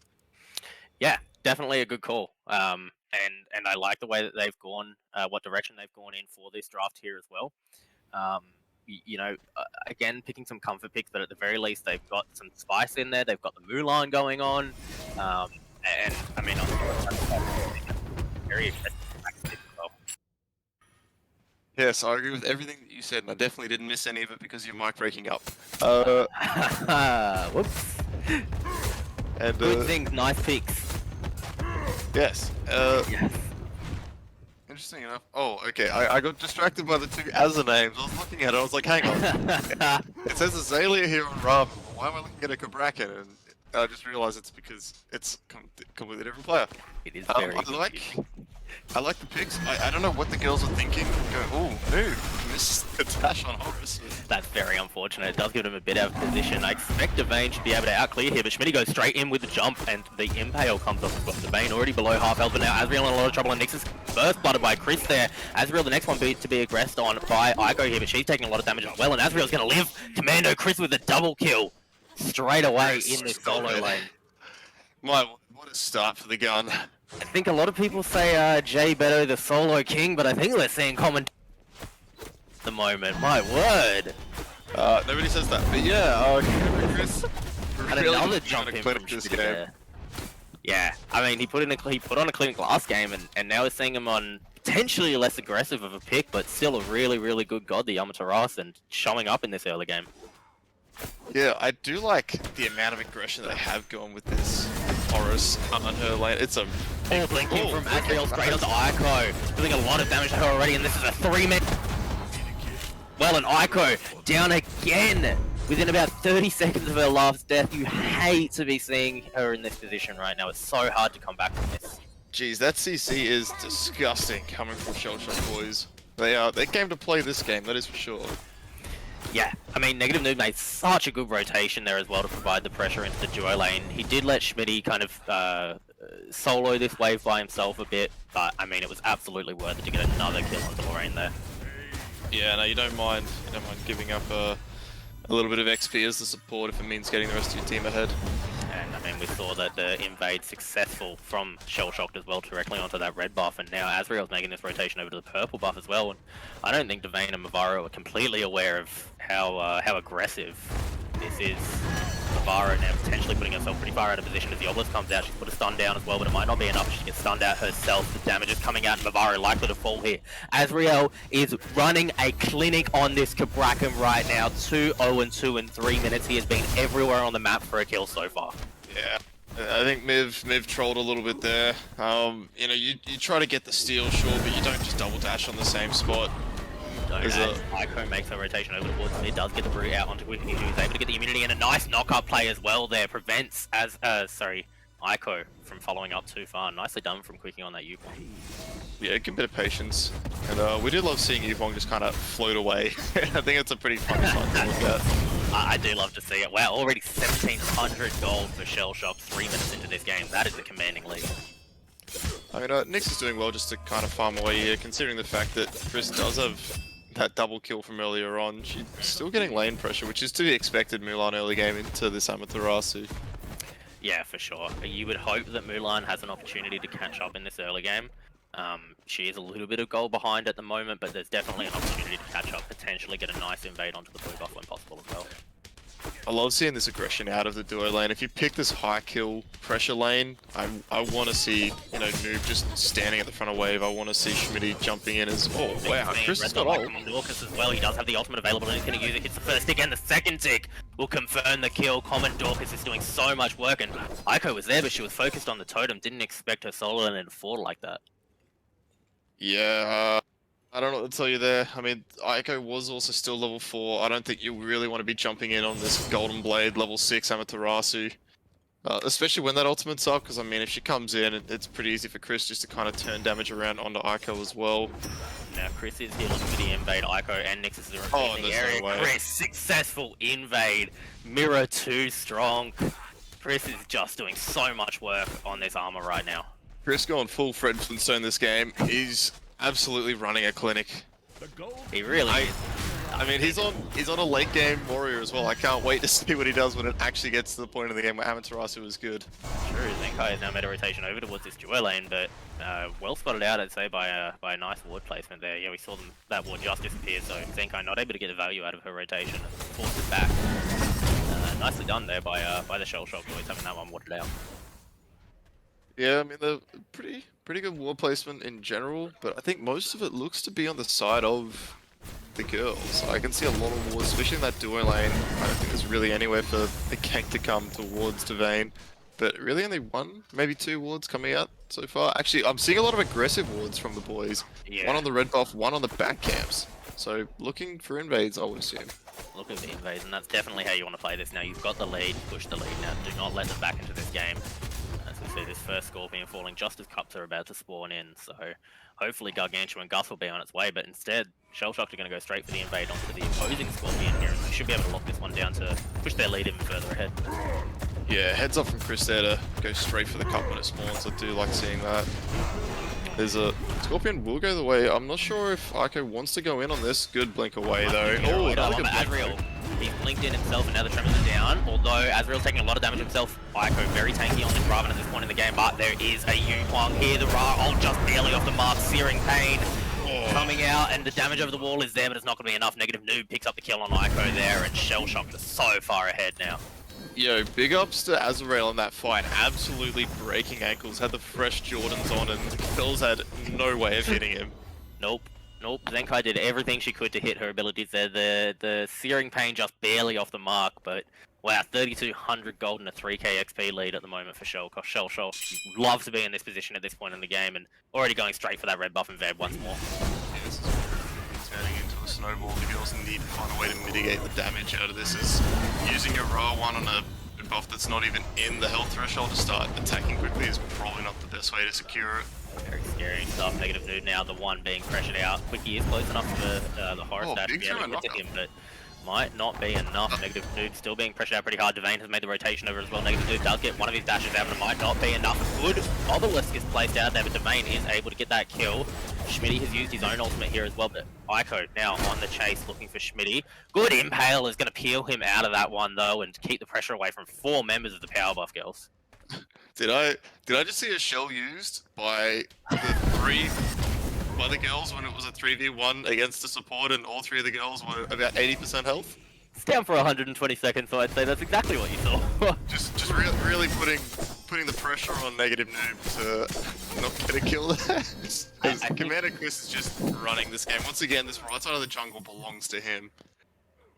Yeah, without a doubt, and I mean, that's what you want out of your solo laner, just commanding that side of the map, and there's no way Azrael even needs to look over there again, although a lot of damage coming out from Sonic Chris there, but shields up and this wave will clear pretty comfortably. Yeah, but he gives the damage back just as quick, and Devane now being pressed on, forced to use the beads there as Azrael chases down. Negative Noob unable to follow up on it, but Mavaro potentially the one out of position here. He's going to dash away out, but I love to see this. Good bit of Milky, getting yourself a Gargantuan Gus already. Yeah, we love seeing Gus on the field, MVP. Left lane, it looks like, I'm not too sure if we're going to see the boys group up on Gus. Fury is spotted. Gold Fury. I don't mind this call at all. There should be a lot of damage coming from this Yukong and Armor. For sure, Negative Noob, they're already taking a lot of damage to this one. Gold Fury has been leashed only temporarily, though the Ethan Army ult has come out, and there's a dragon damage to Devane, and the Terra ultimate is out. This can be a lot here. Negative Noob out of position. He did use the ultimate to manage to get himself away. Schmitty picks up the kill on Mavaro from across the Gold Fury pit, but Ico is looking for one, manages to pick up Negative Noob here. Azrael is chunking through Devane. The Tremors keep her trapped in there, and now Zenkai, the target of the pressure. Azrael on one side, Quickie on the other, and there's no escape for Zenkai here. Meanwhile, Schmitty over the wall is being engaged on by Ico, but Commando Chris has made the big rotation. Azrael got that double kill and now looking for a third one onto Ico. She's doing what she can, gets the immunity out of the Tremors, but Commando Chris gets the ultimate off and picks up a kill for himself before looking towards the Gold Fury. Oh, super split fight from the Girlz there. I mean, they all just kind of pick different targets, and the boys just pick them off one by one. Yeah. Yeah, I don't know what else to say there. I think just maybe pretty poor comms, not a lot of coordination, and then just a big rotation out of Chris to secure the last kill and then that Gold Fury. I think the Girls were in a really good position at the start of that Gold Fury. Mavaro got a nice stun off into Negative Noob, forced him to tank up the gold for a little bit longer than he really wanted to. They got them off the Gold Fury, but then, yeah, you're right, they took a super split fight when they really could have stayed grouped up. Yeah, Noob took a spill there, but he played it pretty much as perfectly as he could have in regards to, you know, dying. He took a lot of aggro, he, you know, popped the shell, stayed around in the middle of the fight for a little while and just kind of distracted the Girls, and I think a lot of them just kind of tunnel vision for the low health support, and I mean, training out your support for 4 people and a Gold Fury, I'll take that any day of the week. For sure, I think Noob did that perfectly. The Phoenix is, I mean, she's got the pressure in this lane and does a lot of damage to Chris pretty consistently, but he is able to heal this up. He's got the Berserker shield and he's got so much damage as well as Azrael makes a rotation over, potentially looking to knock down Ico here, or maybe evade. Could be anything that they're looking for over here, but they're grouped together and they're scary presences. Yeah, honestly, right now, I just want to see wherever Azrael is. He is running a clinic on this early game, you know. He struggled a little bit last game on the Ratatoska and arguably playing a much worse early game god in my opinion, but just really playing it well. Oh, that's the immunity from there, and there's a stun available. Bracken Wall was good, but Ico able to ult herself out of that one. Meanwhile though, Shell Shock, they put a lot of pressure onto the map and they should be pathing straight towards his Pyromancer here. It is picked up by Azrael. Terra ult used on the back end of that as well when Ico was pretty well out of danger there, so the boys are probably pretty happy with that. Forcing it too well, it's getting this Pyromancer. You don't get the kill, but you'll take a big team fight on like Terra's being on cooldown as Schmitty gets a solo kill. Schmitty absolutely chunking damage through Devane there. Ico does blink in, looking for Schmitty. Now the jump on the spot though, the up down was there. Mavaro in the area as well, he's able to get the root Schmitty. Now the 2v1 is taking place. Schmitty is chunking through Lorraine's health bar though. He might be able to pick up this kill as well. He's gonna pick up Ico and still looking for the fight. Mavaro chasing. That's a clean in the impale into the wall. Horrorsoul on its way over, he's gonna give him the shield that he needs and the stun comes out onto Mavaro as well. The jump not quite on the spot isn't enough though as a shell comes out from Negative Noob as well. The stun is going to keep Mavaro alive, but Schmitty with the absolutely massive 2v1 play gets himself 2 kills and lives. Yeah, look, level 12 on her, I don't think he's too worried about the 2 level 9 people trying to rotate into his lane at this point of the game, even without his ultimate. Oh yeah, but I mean that was ridiculous, bro. Schmitty so far ahead. He played that on her perfectly with the CC, got a great impale off, a nice jump on the spot. And he really used the minions to his advantage there to make sure that Ico fell exactly where he needed her to. That was a no attack speed on her as well. Only just now picking up the balance blade and the execution. Oh, that's Chris and Azrael are looking for damage onto Nyx, and they are going to lock her down there. The Cabrakan walls are so strong, and I mean Mulan's not a god that gets out of them at all. Nah, this Cabrakan is such a good pick, and I mean, blink in from Azrael as well. The knock up was there from Negative Noob. Members are going to down as well. 14-2 are the Shell Shock boys. 8,000 gold lead, and they are commanding this game too at the moment. Yeah, I think the girls just. I know we say a lot in OCE, especially that it's better just to play your comfort, but I think the girls just haven't picked well into this Cabrakan. You know, they top picked Ra, which is always questionable because there's so many ways to counter that Ra. And I mean, the Terror's fine, but then they've picked the rest of this comp. Who really only one of them has an easy way of getting out of Cabrakan walls. I mean, yeah, they pick. I love that Izanami, don't get me wrong, because she can just dash out herself, and she can also chunk through those walls really quickly with the returning autos.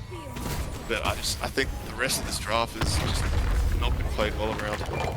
Yeah, for sure. I mean, I do like the Izanami into the Cabrakan, but you kind of have to get to the mid to late game for it to be relevant. And Cabrakan spent basically no time in the duo lane, now nearly a 10k lead for the Shell Shock boys.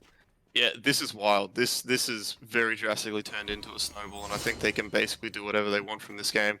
From this point, I think it's more on them throwing than anything else. We're definitely starting to see shades of game 1, but now Azrael very, very far ahead, 2 levels up on Ico. As we see the stun coming out from Negative Nixus as well as this blue buff invade goes on. Zenkai in the area, but not going to be able to do anything to stop this as Schmitty rotates over as well. This is potentially a Fire Giant call. Yeah, I'd have to assume the other reason why Schmitty would be here is to look for this Fire Giant. And at 15 minutes, they probably are in a good position to do it. I'm not too sure how tanky they are, but they do have a level 16 Commando Chris with Death's Toll. And the Dork has tanked this one up, and there's a Frenzy off as well, so it looks like this Fire Giant should fall away of Shell Shock. Nixus is around this wall, Maro walked away in as well, but Horror's ultimate has landed. Nixus is ultimate, the Mulan damage is coming out. Shell Shock do secure it. Zenkai just off the mark with the Searing Bane, and now the aggression's coming out. Dueling Dragons cut down 2, while Nixus nearly taking a spill, but Azrael picks up 1 quick, he picks up Nixus, and now Mavaro trapped in the walls once again. This Cabrakan is doing so much work to control the map. 3 for nothing in the Fire Giant for Shell Shock. I'm not too sure how the boys have managed to out-secure a Ra there. Commando He's in a Chris bit of now danger. Actually, you know what? Chris is in no danger at all. Ico's the one in danger to dying to tower. Wow, Common Dorcas continues to live, and that tower, he's going to manage to hold it as well under the pressure from Devane and Ico. I think very risky lazy back there. If Chris had seen that, I think we see a dash straight over and probably a Raven fall. Very likely a kill off the back of that if Chris had seen it, and now it looks like Shell Shock to group towards this purple buff invade. We're going to pick up the Gold Fury as well, as Devane is aggressed on. The stun comes out, Negative Noob picks up that kill so quickly, so much damage coming out from that combo. Sheesh! Devane just disintegrated there from that combo. I'm loving the frontline play from Shell Shock this game. I mean, as much as, you know, Schmitty's played really well in lane, Wiki's also played super well. This is all a frontline diff right now. Negative Noob and Commander Chris are just running this game, and I mean, we have to give a shout out to Az as well, of course. He's been doing a lot of work on this Cabrakan for sure, and the thing I really like about this draft from Shell Shocked is that, yeah, they've got backliners, but all those backliners can play quite a diving role. If we see the Dueling Dragons come out and all the damage onto Zenkai, the knock-up is that kill. The down once again, Mavara trapped, Ico trapped, stuck between two walls in a bad place under this T2 tower. And it looks like the aggression coming out into the left side, Phoenix and the mid T2. Mavara nearly falling there. Negative Noob, he is up in the air. Asriel blinks in and gets the kill before Noob can even land. Meanwhile, Devane picked up by Schmitty, the backline king. Ico does pick up a kill on Commando Chris, and that was a pretty necessary one to hold this Phoenix, but 4 members now of Shell Shock are rotating in. Ico taking so much damage, it's going to land on the ground, but not for long before Asriel picks up the double kill, and this left side Phoenix is being aggressed on. Divine for Asriel on this Kraken.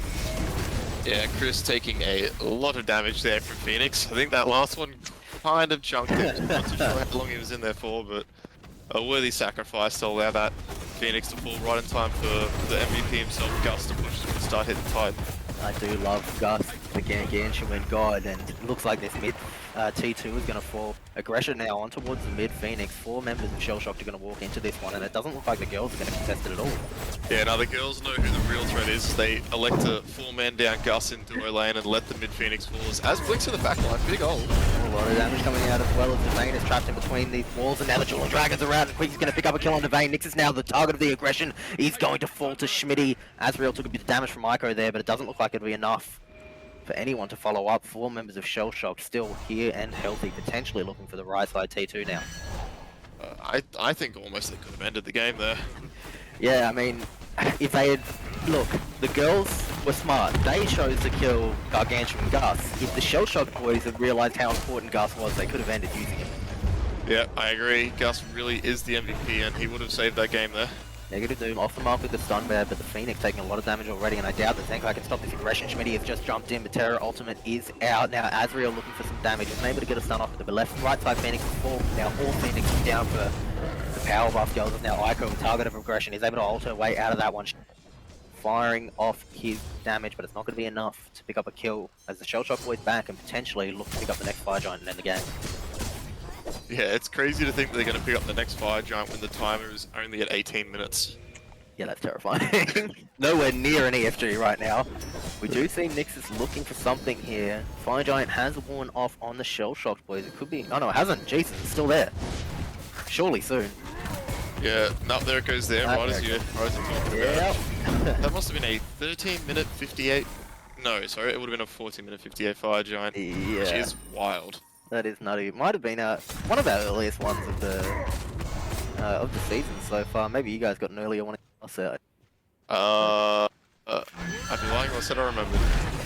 Yeah, I don't think that we do. As Pyromancer are now being picked up by the Shell Shock boys, they're grouping around this Fire Giant as the Powerbuff girls probably making a good play here. They do know they need to give up the objectives, but that doesn't mean giving up the farm. And it looks like some invades coming out across the map, picking up a red buff, potentially looking to... Oh, they're cupping, they're juicing. Ico's making a good play here, a good bit of juice here, get themselves a Gargantuan Gus and potentially deal with some of these fire waves as well off the back of it. Yeah, it's rough to say, but I do think we are looking at a 1%er right now. I can't really see a way out of this. You know, 3 Phoenixes down, hit 20 minutes, 20k gold lead. Well, not quite 19k. The girls have managed to amass a little bit thanks to Gus spawning. Yeah, I think maybe the girls' only real play is to look for maybe like a corner camp or something in the jungle. But even then, I mean, what are you going to do? You've still got 6 towers to get through, 3 waves of 5 minions pushing it. This is a rough one. I have to agree, but if anything is going to mitigate that 1%, it's definitely Gargantuan Gus. Nixus is walking towards this Fire Giant pit. It is going to be secured by Shell Shock. Nixus goes in with her ultimate and potentially throws their life away from That is a very dead Milan. Maybe a waste of an ult there from the Kraken. I'm sure he'll be alright. But, I mean, you know, as did well, they just kind of zone out the Milan, that way she couldn't get in range to hit the Fire Giant with the ult itself.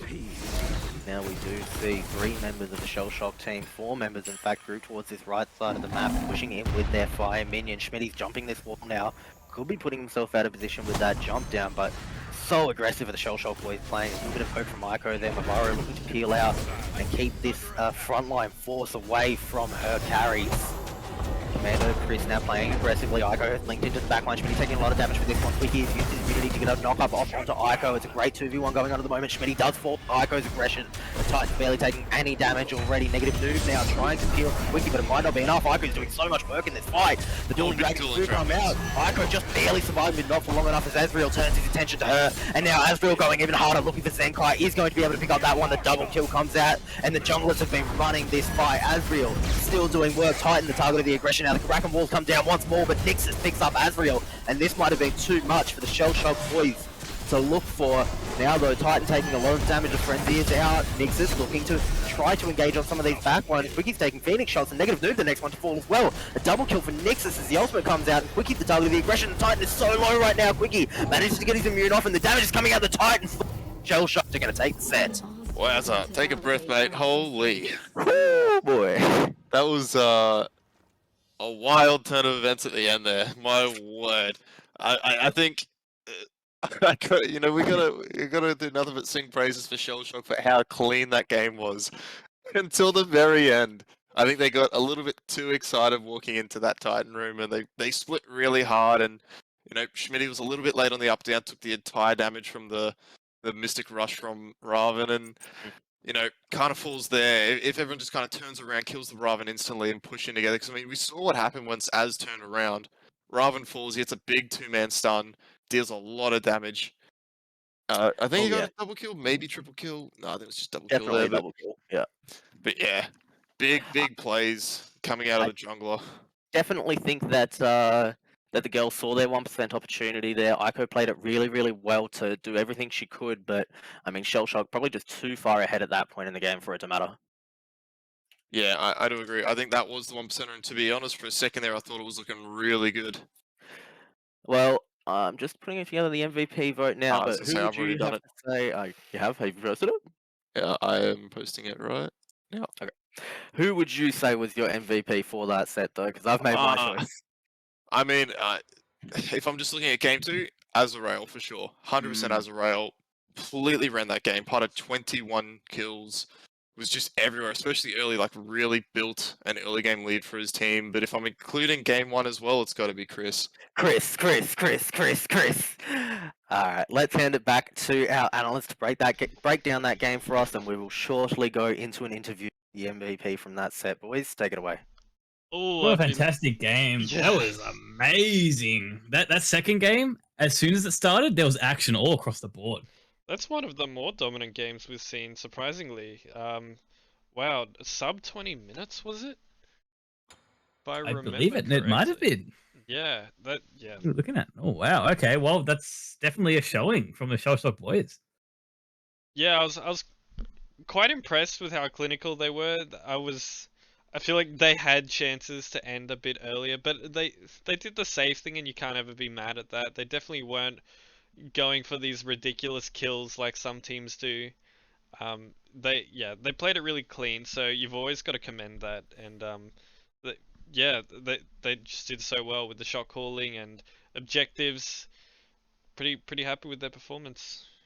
Definitely, I think they had a lot of patience around these Phoenix sieges, pushing Gush up the left-hand lane and pretty slowly taking the Phoenixes. Taking left Phoenix, dipping down into the mid tier 2, realizing, hey guys, we've still got fire, we can keep going. Pushing into the mid Phoenix, winning the fight, pushing back down into speed buff, going back to right Phoenix. Like they just took him in one pretty good fell swoop.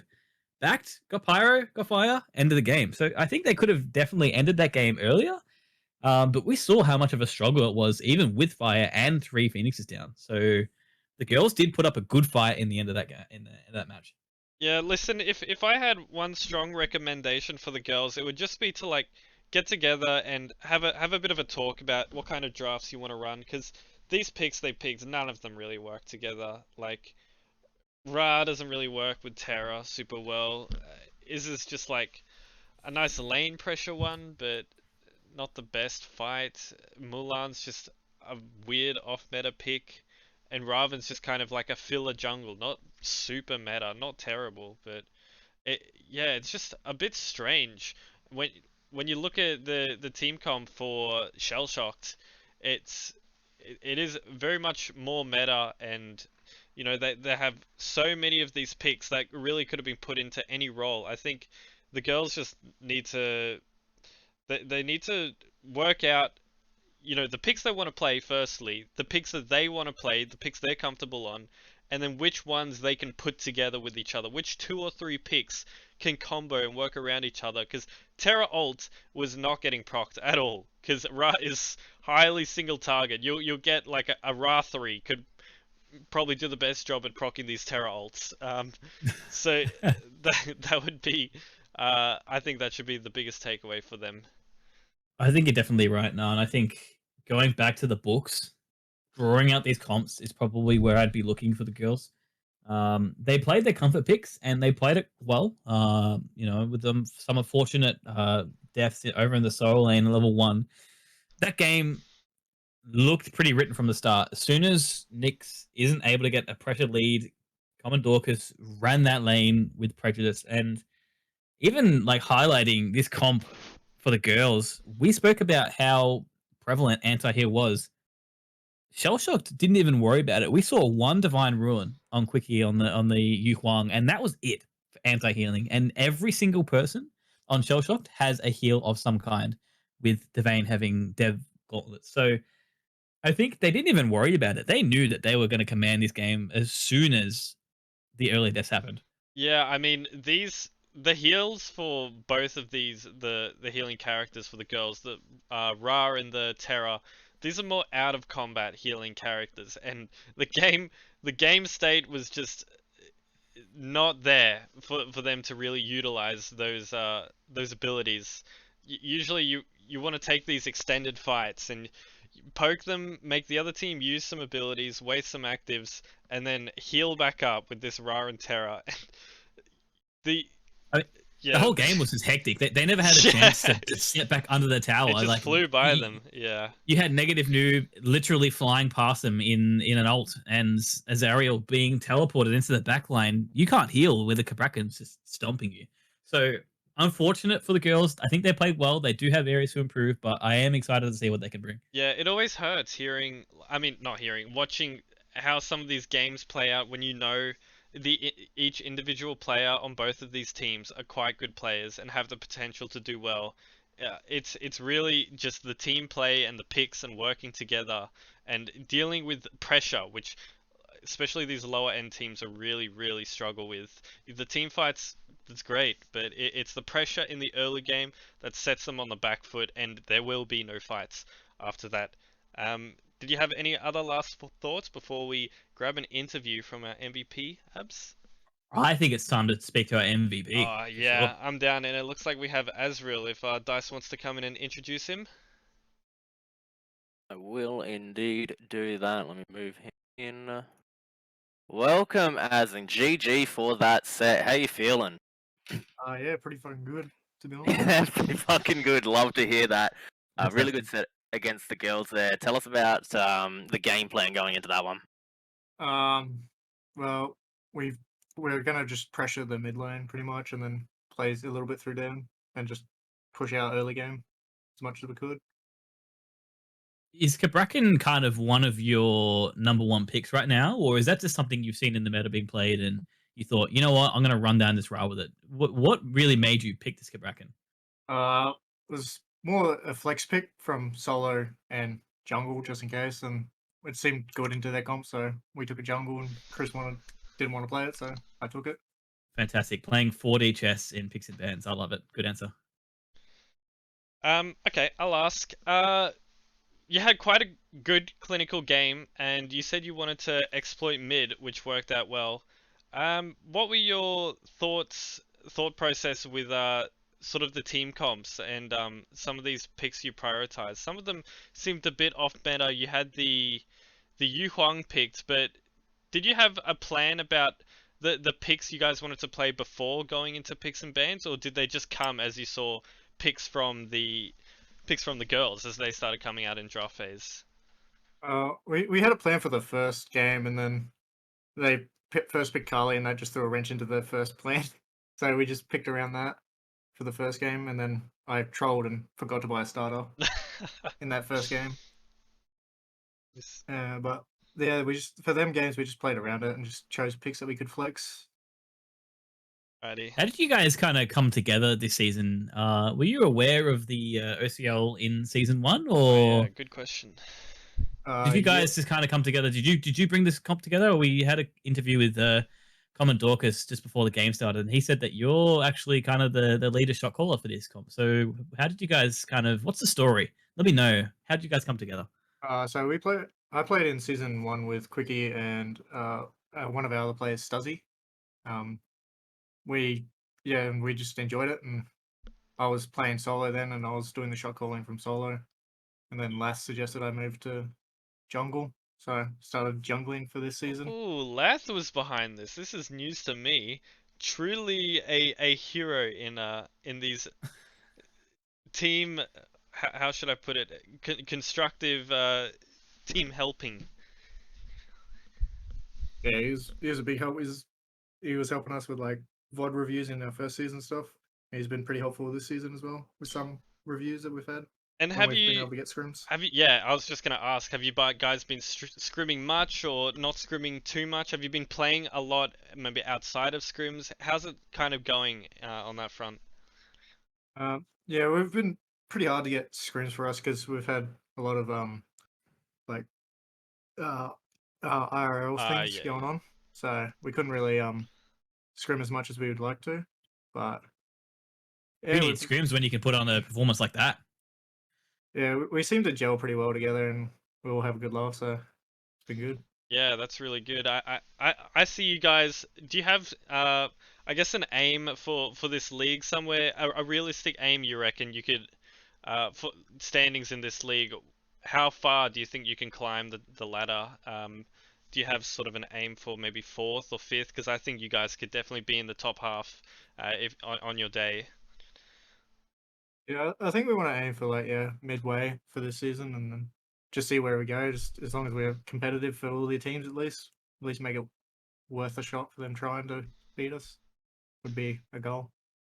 Sweet as. Well, with that being said, did you have any final thing you wanted to ask Lath? Or, I mean, Abs, I was going to say Lath and Dice if they wanted to ask anything, but it sounds like it's a no. I think we're all good here. I think you Yeah. played fantastically. Keep it up for someone who's transitioned over into a new role. Yeah. The showing you put on tonight is fantastic. So really excited to see what you can bring in the next few weeks. One thing, I think it's criminal that they didn't vote for Dan because Dan legit carried us so hard in that early game as Horus. Sorry, yeah, Dan being Common Dorcas. Yeah, Or no, Dan being negative. negative noob. The Yeah. Horus. Oh, that's interesting you said that. Yeah, because obviously KDA never really shines through for support, so usually all the work they do doesn't really get shown at the end game stats, but I think I agree with you.